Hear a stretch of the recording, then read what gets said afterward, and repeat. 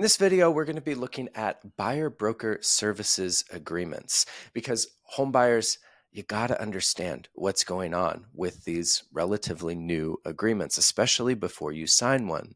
And I'm making this video really out of my frustration with unscrupulous buyer agents who are sliding these forms in front of their clients without adequately explaining them, really passing it off as like, hey, this is no big deal. It's just this new required thing. Just sign here and then we can start touring homes together. And because a lot of buyers are very trusting people and they want to be able to trust their agent, they like the person, well, they don't take a close enough look. And then they get locked into an agreement that they don't really want to be part of, and it can become very, very costly.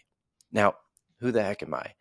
If you haven't been around the channel, my name is Nick. I am a licensed real estate agent, but I'm an agent who has gone rogue. And in the last several months, I have started teaching home buyers how to successfully represent themselves. That is, skip the buyer's agent, enter into the home buying process as an unrepresented buyer, and navigate the process successfully.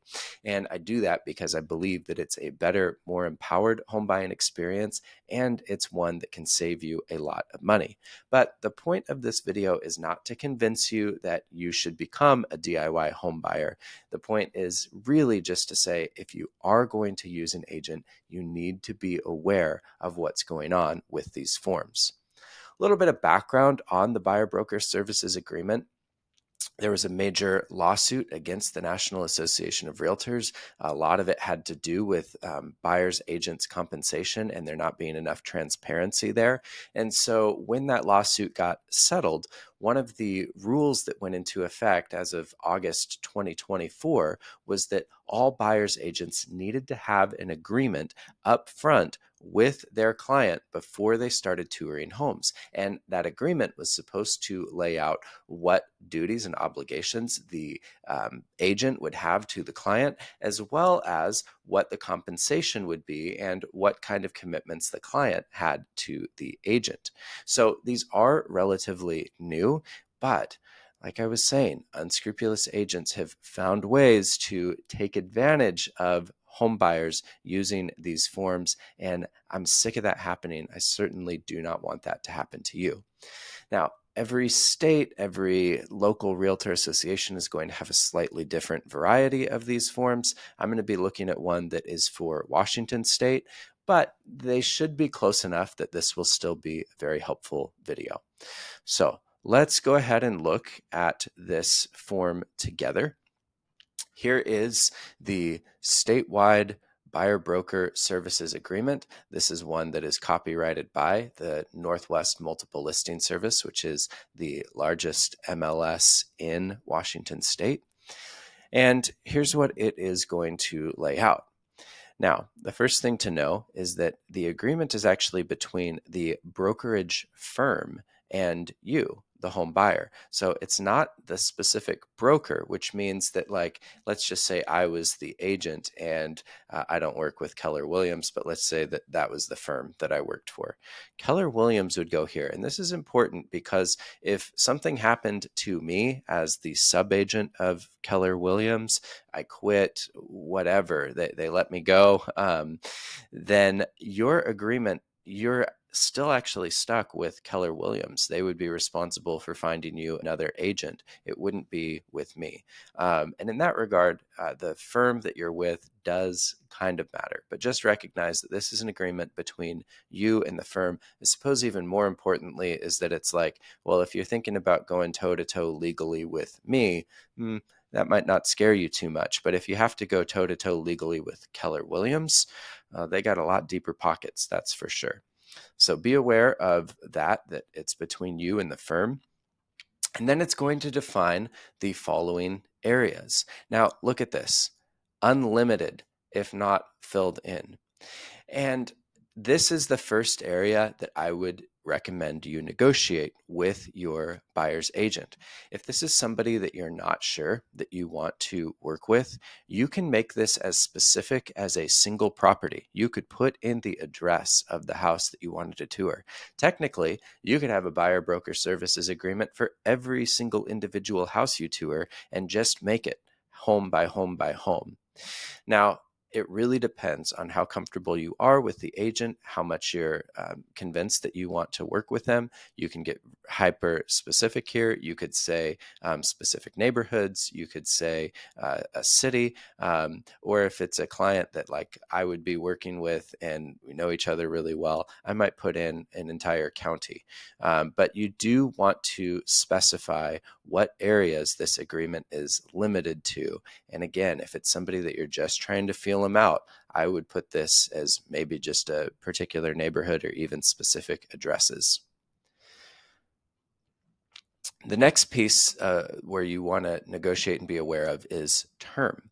So this is how long the agreement is valid. And this is where I have seen unscrupulous agents put in like 6 or 12 months. And that means that you're locked in with that agent for that long of a term.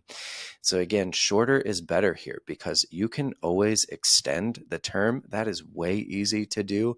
But cutting the term short, that's where you can start to get into some legal gray areas. So I would, again, if you're just feeling somebody out, put in like 3 to 7 days here, give somebody a week. And then I might just make it 30 days if it's somebody that you are working with for a while, and then just keep extending that by 30 days. Now, do note the term automatically extends until the sale is closed or the purchase and sale agreement is terminated. That is, if you go under contract on a home. This is not something that you have to keep extending while the house is under contract. Now, agency. Washington State has a real estate brokerage in Washington pamphlet. Probably most states are going to have this. It's developed by the Real Estate Commission, explains what your rights are, what agency does, what that agency relationship entails. And so, at least in Washington, it's required for agents to send that pamphlet to potential clients. And then this is where the firm appoints me or another sub agent. This is where it names that person as the broker. And then finally is where we talk about the agency relationship. And most buyer's agents are going to push for an exclusive relationship, which means that as long as this agreement is in effect, you are only working with them. And that means that even if you find a house all on your own, or you have another agent friend that tells you about a house, doesn't matter. This exclusive clause means that you're saying, if I buy a home during this period in one of these areas, the agent that is named here is representative of you, and they are owed a commission. Now, you might have a harder time getting a buyer's agent to go for a non-exclusive agreement, but non-exclusive does open it up. I mean, you can think about it like a dating or an open marriage. Not that that's something that I recommend, but no judgment there either. The point is just that when you have a non-exclusive agreement, then you can work with any agents that you want. Whoever brings you the house that you end up buying, that will be the person that is entitled to the commission. But it does really matter, like, what agent actually brought you to the house or brought it to your attention if you're using the non-exclusive.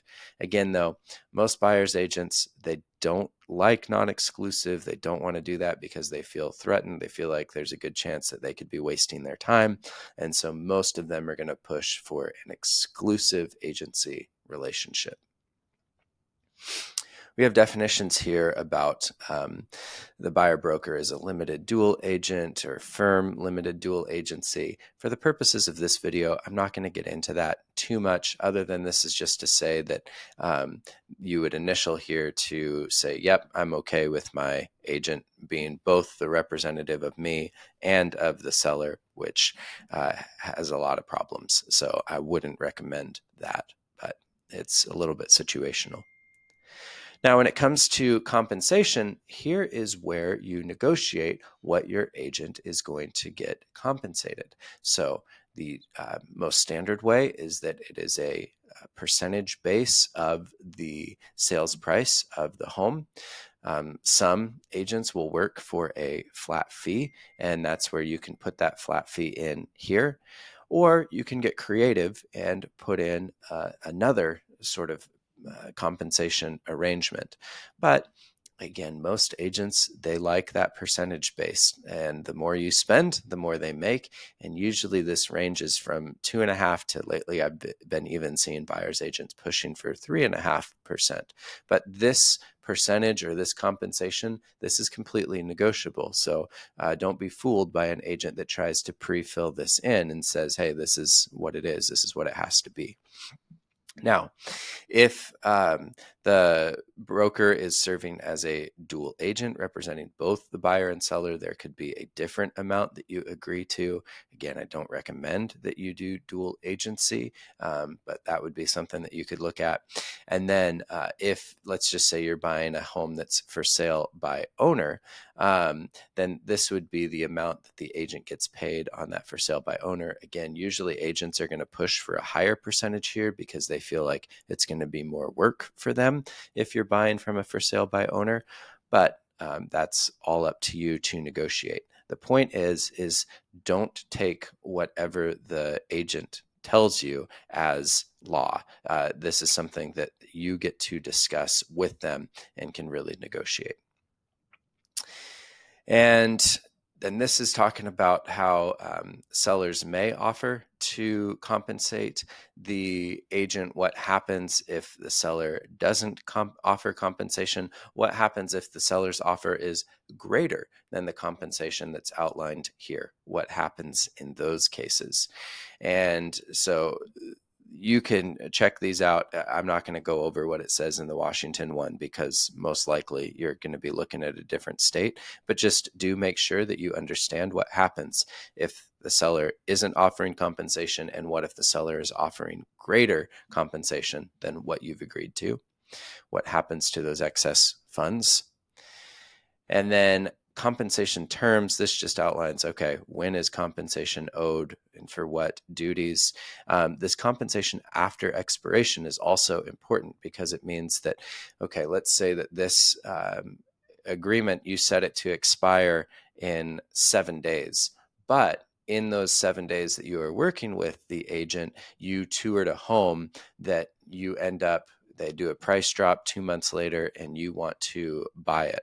Well, if you toured that home with that agent and then you go under contract within 60 days of that original term expiring, well, the agent that brought you through, that you had this agreement with, they're actually still entitled to compensation. So do pay attention to how long this term is. Shorter is better. Cancellation without legal cause says that if the buyer cancels the agreement, the buyer may be liable for damages incurred by the firm as a result of such cancellation, which could be all the way up to you owing them a full commission on a home that you end up buying, which you don't want to get into that situation because that can be tens of thousands of dollars.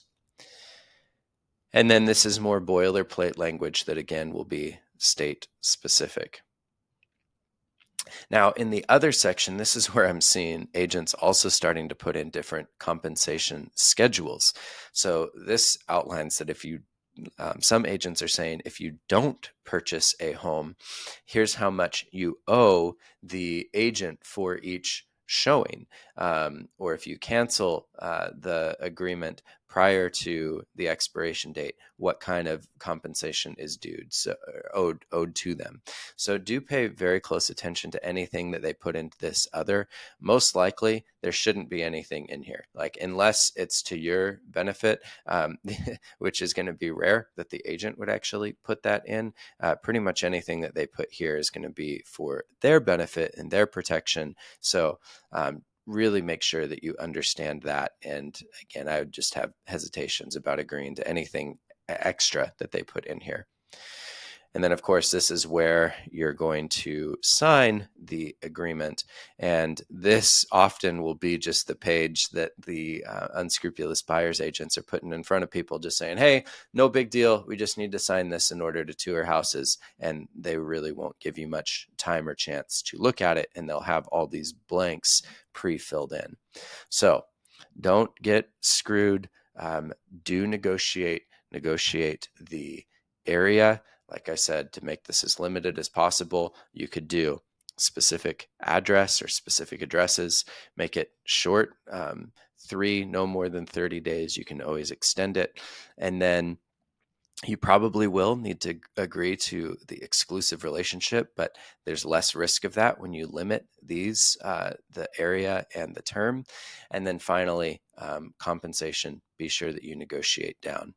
And because I can't help myself, you can also just avoid all of this by learning how to represent yourself. Whatever the compensation would be here, you get to save that on the home that you purchase.